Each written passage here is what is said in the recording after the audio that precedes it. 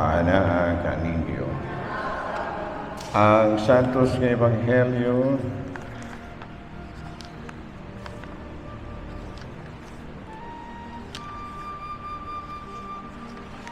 sumala ni San Lucas.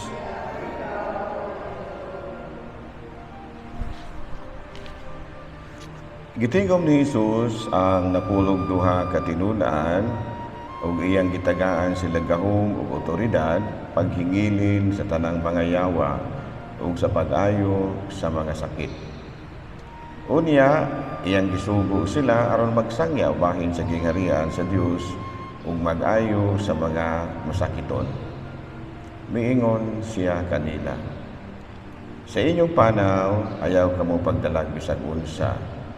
Ayaw pagdalag sungkon o puntel, limos, pagkaon, salapi o bisan unsa, bisan gani ang ilisan.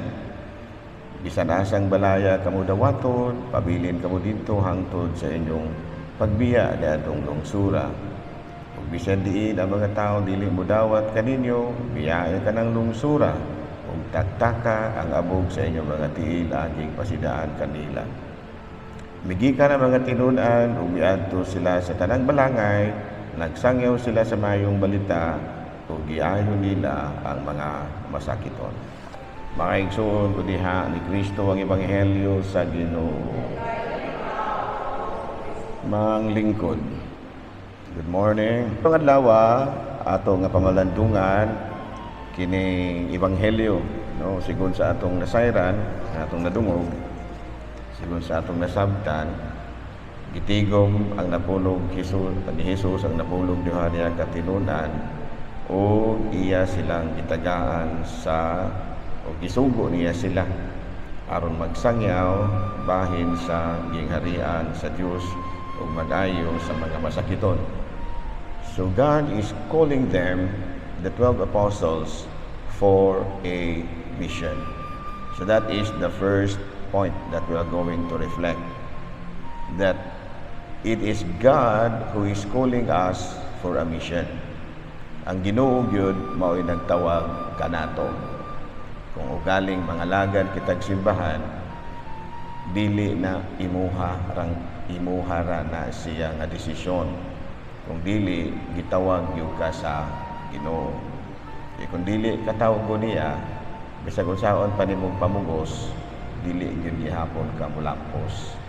Nganuman, kung wala magkatawag ani niya, ikaw ra may nagtawag-tawag sa imong kaugalingon. So muna nga pray always, no, nga ang imong gihimo in line gyud with God's calling. Gitawag gyud ka ba?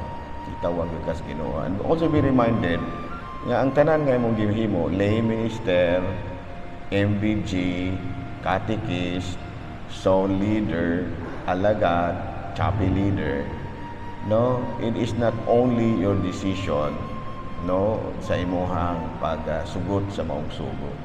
It is God who is calling you.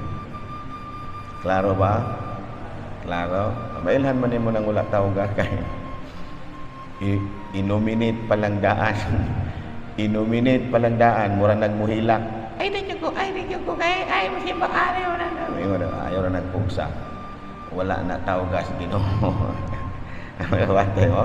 Nakabantay mo ka na sa mga chapel. Mag-eleksyon gani, no? Ang uban, mingon ka nga, next meeting, mag-eleksyon ta og officers ha. Daghan ang dili, sunod Domingo, mag-eleksyon tag officers. Daghang kayong dili mangnimba ana kay ngano man mahadlok madili man ganahang mahimong officers dili man unya dunay mo ingon ang uban nga sus lami unta to si kuan og naa pa to ato tatong inominate ingon din nga pwede ra atong inominate padar bisag wala diri dili na pwede mura man nagbullying na no unya may unta to padar ko ayaw gininyo na o ipugos kay wala to sila tawag ka sa Ginoo. Kamo maoy bitawag. So ayaw ra ninyo pugsa. Klaro ba? No, kanang dili na mo simba usa kay basig inominate niya. Actually, the reason for that is wala na sila tawga. Because in every mission, it is always God who is calling us. So, kung mahimo kang chapel president, dili na imuhang kaugalingong katungod. No? Ang Ginoo mo'y nagtawag kanimo. Klaro ba? So, naimingon nga, ato na lamang itong inimit ko, ayaw. Kanang wala niyari diri karon, wala na tawga sa Ginoo. Ang nagtawag, ang gitawag sa Ginoo, mao kamo nga niya karon. Klaro? Kay muras gihapon. Kung imo nang himuong presidente sa kapilya nang wala tawga sa Ginoo, di gyud gihapon na mulihok. Di gyud gihapon na mulihok. Sumuna nga ayaw na. Klaro? Number 2, si Kristo mo imitawag kanato. Ako nahimo kong pare. This is not only my decision. This is the decision of God. Kaya wala ba yung plano magpare? Unang-una, maldito ko. Wala ko simba-simba. Pero kita magmadyugos din ako usahan manana. Muna nga ni agyo ko, nahimo yung kong pare. Diba no? Nahimo yung kong pare. No? Pero, may puruhan ko nga i-withdraw sa Ginoo ang iyang pagtawag na ako kung magpabuyag ko. Diba niya na? Yan mo sa Ginoo. Klaro ba? Number 2, in every calling, it is always God who is calling you, but He will also be the one to guide you. Kung Ginoo gani mo mutawag nimo, iya gid po ng responsibilidad nga giyahan ka. Klaro ba? Klaro wala? Ang Ginoo gyud na mo guide po nimo. Buda nga maaari gid po kay mahimo kay kung maingon ang Ginoo nga dili na dili gini siya wa ko magtawag ini, di ko kaana niya giyahan hangtod nga ilisan ka na lang panalitan chapel leader ka unya wala ka giyahis Ginoo, no? Kado kay ana ilisan gyud kas mga tao ug ikaw pod mismo di na gyud pug kamo pakita o ka-active kay nga naman in the first place wala ka tawga, no? So makita man na nimo nga kini wala Ginoo nagatawgan ni kay nga naman dili man aktibo. Basta makita gani nimo nga murag pabaya kay siya sa iyahang mission, isip chapel leader, isip zone leader, isip alagad, isip kanang MBG nga walay pulo panilhig no? MBG nga mag-apil-apil ra og rinyo-rinyo kunuhay ug gihapoy siling-silhig. Kining mga MBG kining mga liministera, kining mga paria, kining mga madriha, actually wala yun sila tawga. Klaro ba? Wala ni sila tawga. So ayaw ra kagoon kay ano man naay laing tawag sa Ginoo ana nila. Makilan man na nimo nga wala ni tawga. Kay dili man jud mo ug sa pinulungan pa na nato, di man jud mo pakitang gilas. Dili mo magpakitang gilas. So magtanaw ka, wala man di tawgas Ginoo ning babayhanan ni. Ang Ginoo ra pay mahibalong mo kung ano niya ini. Mo ilis magdaon badagway ni no? Mabuang badagway ni. So moabot yung panahon nga ilisan yun ni siya. Nga naman, ang Ginoo man po maingon nga ato nalaman daw ganing padauton aron nga mo decide ang mga tao nga ilisan siya. Kaya nabuang naman Ginoo yun. Klaro? Sabtan ko. And the third is, if it is truly God who is calling you, He will also be the one to sustain you. Klaro? Iya ginang katungod niya. Iya ginang katungod nga. Iya gutang kana makasustainer ka ba? No, kana makasustainer ka ba? No nga kining kuan kana makapadayon gyud ka. It will always be God who will sustain you. Kung dili na gani mo sustain kanimo ang Ginoo, the same thing. wala di ay kataw ka. Kaya kung tinuod ang Ginoo pag yun may nitawag nimo, maningkamot gyud ka. Matingala gyud ka nga kapobre ning babayhana, nakasustenir ra man po. Ngano man Ginoo may nitabang ana. No, daghan kayong mga chapel leader dos bayuan, bali mga pobriha. Pirting mga pobriha. Pero matingala kasi ang kapilya, titing mga gwapuha. Wapo kayo, ngano man gigiyahan yun sa Ginoo. Gi-sustain yun sa Ginoo. Muna nga successful ang iyahang mission. Klaro? No? Una siya sekreto din na. Nga kung mo decide ka gani nga mangalagad ka, no? May initial calling na. Pero kung makita sa Ginoo nga dapat o sa tinagalog pa na hindi pala itong karapat-dapat. Muhimo ora sa na ang Ginoo nga wala na ka katagain niya guide, wala katagain niya og kanang gitawag na to kadasig. Dili na pug ka i-sustainer sa imuhang mga kalihukan muna until the time nga mo surrender gyud ka. And the reason for that is because God is not calling you. Klaro ba? Sa sample. Sa kanang mag-eskwela kag pare, seminaryo ba? May puruhan yung madaot ng imong mata. Yung ano man, tagutlo ka chapter o pat ka chapter na imong binasahay mo gining mo eskwela ka seminaryo. Nga kung nadaot akong mata, nadubli na ito sa ngalan ang lens na daot. Wala gid ko tawgas Ginoo. Lord, di mo kong gitawag, maayo ra gini siya. Anang gabi kung mawala, wala ko di mo tawga, magawas na lamang ko. So, nalimot na lamang ko, hangtod nga nabala na lang nako nga, natarong naman ako ang pangalawa. Gitawag gid ko nimo. Sige, padayong eskwela. Hantod na pare ko. Gi-assign kong bukid dito ko sa Dawis. Pag-abot na ko dito, sus kung dakuang pirting dakuang simbahan nga gisugdan. Dako kayong simbahan nga gisugdan, pero nangalibog na usaon pagtiwas. Saon na nato ni pagtiwas ini. Iniingon si Obispo, Edwin, ikaw adto dito be. Para mahumana na. Giingnan ko ni Bishop Du. Nagpaamot ko nga motunor o kwarta. Wala man po di ay. Diyos. Gid ako kay pareho kadaka ng gym. Nya po pusti rami nanindog ingon rana. Dagko kay pusti. Nya gym ina na kadaka, wala atop, wala bongbong.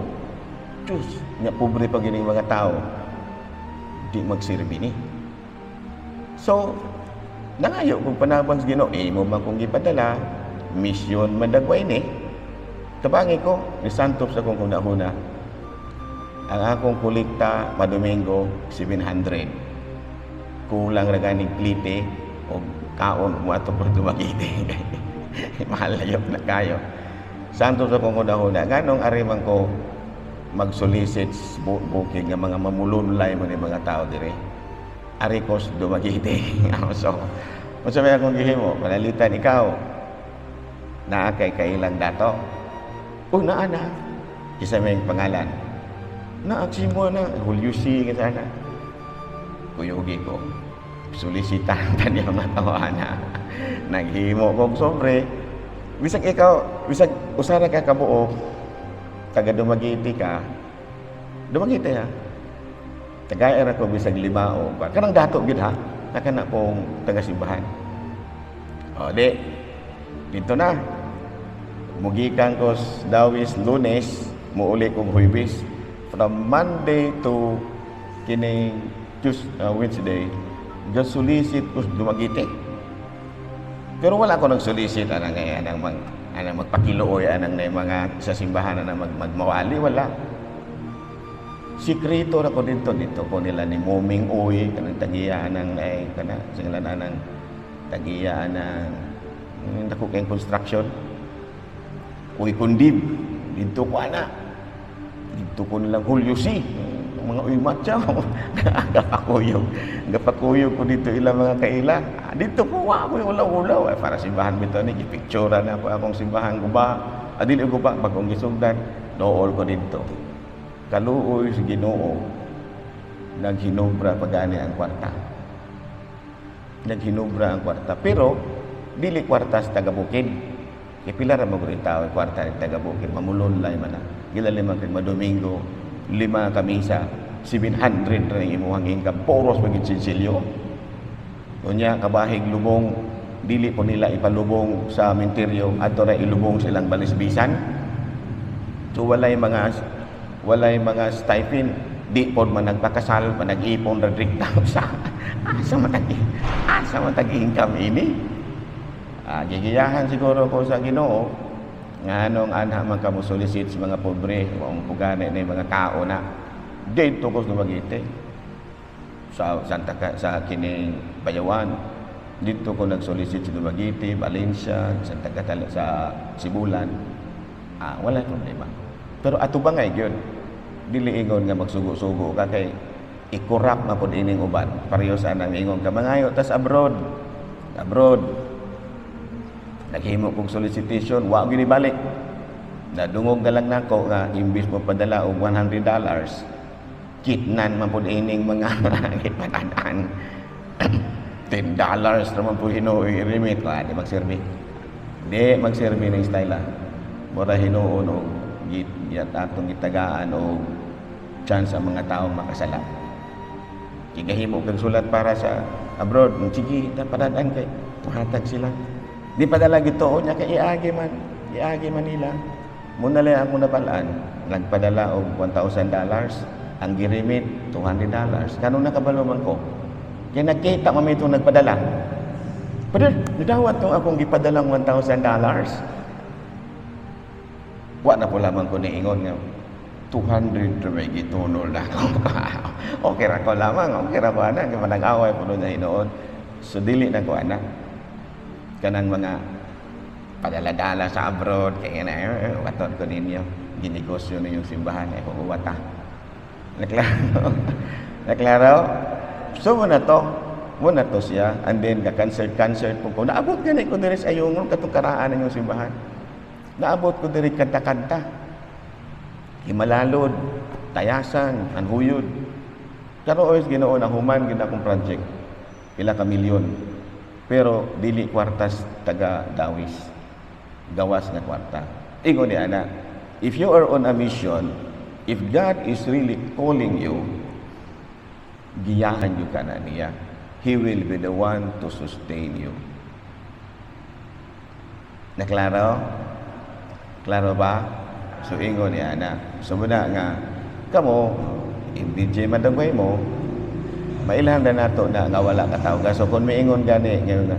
Pero nay mga MBJ wala silig-silig na kaya wala na tawag Ginoo. No? Ilara na una-una na napakong ra dagway na una na nga mga MBJ pero actually it is not God who is calling them.